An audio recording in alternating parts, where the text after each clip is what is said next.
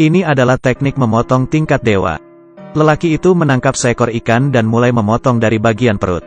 Dan daging ikan dipotong seperti selembar sayap tonggeret.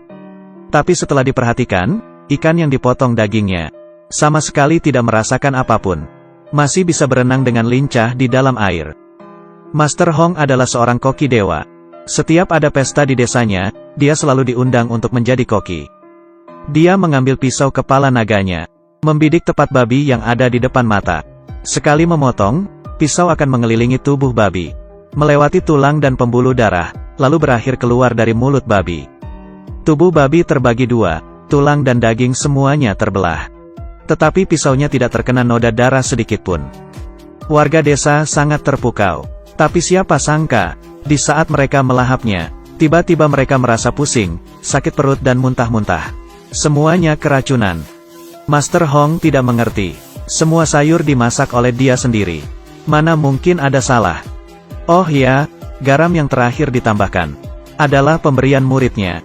Dia yang ada di balik semua ini. Master Hong berang, dan mulai memukulnya. Murid tersebut akhirnya menyerah dan mengaku. Ternyata yang menyuruhnya adalah keponakan Master Hong.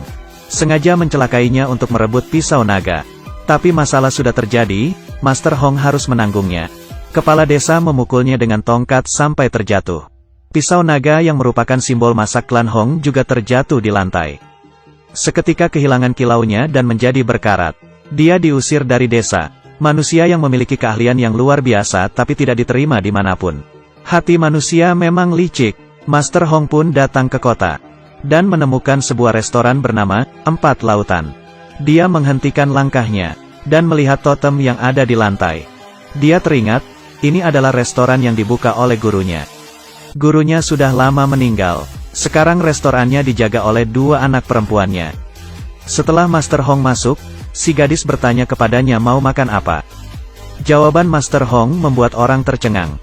Dia memesan kol rebus. Sayur ini terdengar simpel, tapi sangat menguji keahlian koki. Kepala koki tahu, ini pasti seorang ahli. Pada saat yang bersamaan, seorang preman juga datang ke restoran. Sejak kecil berlatih seni bela diri, keahlian memotongnya luar biasa. Sangat angkuh, melihat Master Hong yang di seberangnya memesan kol rebus. Merasa penasaran, juga ikut memesan. Saat kol rebus dihidangkan di atas meja, Master Hong mencicipinya. Dia hanya mengeluarkan dua kata, minta bon. Bos Cui Hua datang bertanya, apa ada yang tidak puas? Master Hong berkata, sungguh terlalu biasa, saya tidak puas sama sekali. Kepala koki emosi saat mendengarnya. Dan mengajaknya bertanding keahlian memasak. Kalau dia menang, kepala koki akan meninggalkan restoran. Kalau dikalah, Master Hong harus mencuci piring di sini selama 1 tahun. Master Hong merasa tertantang dan menerima pertandingan ini. Dan mengundang preman di seberang untuk membantunya.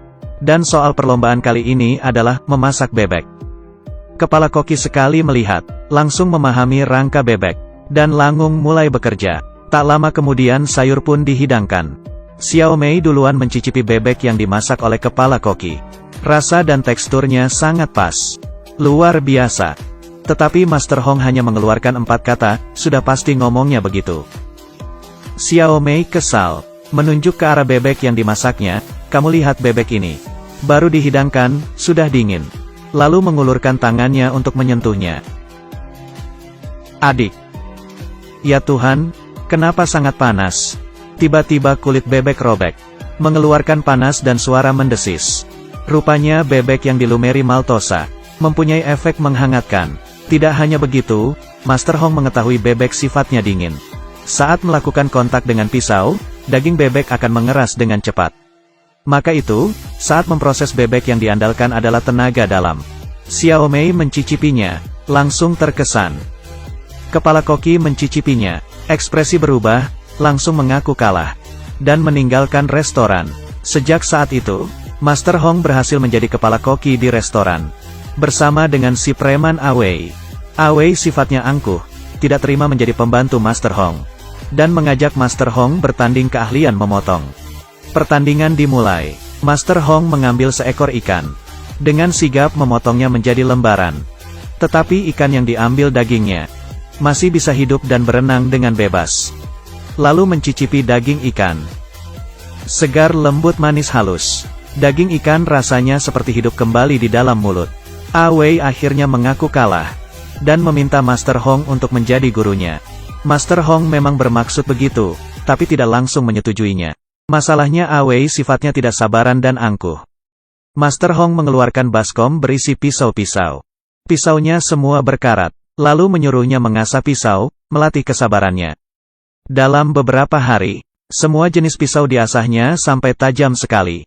Selanjutnya adalah membantu koki, dari pagi hingga malam, mengiris kulit wortel, memotong daun bawang, bawang putih, jahe. Dari kecil sampai besar semua harus dikerjakan. Dalam waktu 2 bulan, Awei menghilangkan sifatnya yang impulsif. Master Hong akhirnya menerima dia menjadi murid, mengajarinya memasak. Yang pertama yang harus dipelajari adalah menggoreng telur. Masakan ini tampak mudah, tapi harus detail. Supaya bisa wangi, empuk, lembut, halus. Saat mengocok telur harus pas kombinasinya. Panci panas dan masukkan minyak, atur apinya. Semuanya membutuhkan pengalaman. Kalau Awei berhasil mempelajarinya, baru bisa lulus. Dengan adanya kerjasama antara Master Hong dan Awei, usaha di restoran semakin ramai setiap harinya. Hal ini menarik perhatian keponakannya. Dia juga membuka usaha restoran di kota. Pelanggan direbut oleh mereka. Sungguh lancang. Lalu dia mengerahkan bawahannya untuk pergi restoran 4 lautan. Sengaja memasukkan paku ke dalam sayuran. Membuat onar, dan merusak nama baik mereka. Usaha di restoran menurun drastis. Master Hong merasa bersalah, dan bertekad untuk bangkit kembali. Dan kesempatan pun datang. Di dalam kota akan diselenggarakan pertandingan memasak. Yang menang akan mendapat hadiah yang besar, dan menjadi sangat terkenal. Di sisi lain, keponakan juga mendengar kabar ini, dan ingin menguasai posisi pemenang. Dia meremehkan Master Hong. Hari pertandingan, keponakan mengutus pemenang pertandingan memasak tahun lalu si gendut untuk bertanding. Di pihak Master Hong, dia mengutus Awei. Pertandingan memasak dimulai. Awei akan memasak masakan 4 rasa. Dia membuang tulang burung puyuh, lalu dimasukkan ke dalam burung merpati. Lalu burung merpati dimasukkan ke dalam perut ayam. Kemudian ayam dimasukkan ke dalam perut bebek. Dimasak dengan api kecil dan dilumeri saus rahasia. 1 macam masakan yang merupakan gabungan dari 4 macam daging. Dagingnya sempurna, sungguh keahlian yang luar biasa. Awei berhasil masuk ke babak final, bersama dengan tim si gendut. Soal untuk babak final, hanya ada 4 kata, memasak tanpa mengubah rasa. Yang artinya tidak menambah bumbu apapun di dalam sup. Hanya memasak tidak diubah agar rasa aslinya keluar. Si gendut memutuskan untuk membuat pencobaan Buddha. Sayur-sayuran, daging semua dipotong dengan detail. Lalu dimasukkan ke dalam kukusan bambu dan dimasak dengan api kecil. Masukkan ke dalam pot, dan tuangkan sup. Panaskan sampai apinya merata. Sebuah mahakarya, pencobaan Buddha, selesai. Para juri mengatakan masakan ini sempurna. Sebaliknya di sisi Awei, dia memutuskan untuk memasak kol rebus. Hal yang paling sederhana adalah hal yang paling susah dikerjakan. Mari kita bahas kol ini dulu. Harus menggunakan kol yang baru tumbuh. Dan memilih bagian yang paling muda dan manis. Lalu sayur kol ditusuk-tusuk dengan sebuah jarum. Agar kesegaran dan kemanisan kaldu sayur kol bergabung dengan sempurna. Dan kaldu ini harus dimasukkan ke dalam cincangan daging ayam. Diaduk merata dan disaring secara bertahap. Agar rasa supnya lembut, segar dan wangi. Terakhir tambahkan tahu yang diiris dengan pisau naga. Kol rebus selesai dimasak. Di hadapan juri, tahunya perlahan mekar. Dan menyatu dengan supnya. Mereka meminumnya dan menutup mata. Lalu merasakannya, sungguh puas. Menggunakan bahan yang paling biasa dan sederhana. Dan dimasak menjadi sesuatu yang berharga. Ini baru namanya, memasak tanpa mengubah rasa. Si gendut tidak senang. Maju dan mencicipinya. Lalu melepas topi kokinya dan pergi tanpa berkata apapun. Akhirnya semua orang bertepuk tangan. Awei menjadi dewa koki dalam pertandingan tahun ini. Sebenarnya memasak itu sama dengan orang.